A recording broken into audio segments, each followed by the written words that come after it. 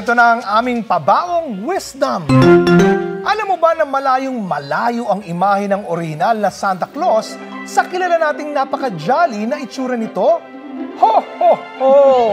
Pinaniniwalaang naging inspirasyon ng imahe ni Santa Claus ang 4th century Greek bishop na si Saint Nicholas of Myra na nakilala sa pagiging mabait at mapagbigay.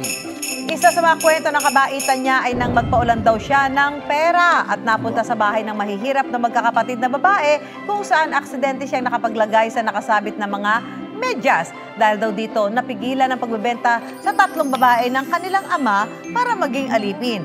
Sa paglipas ng taon, kinilala si Saint Nicholas bilang patron of children hanggang sa unti-unti na rin nagkaroon ng bersyon ng Santa Claus sa iba't ibang panig ng mundo. Dapat alam mo na ang imahe ni Santa Claus na mas kilala natin ngayon ay naging popular dahil ang itsura raw nito ay mukhang napakadaling malapitan at nakakagaan daw ng loob ng mga bata. 110 days to go, Pasko na! Yan ang dapat alam mo!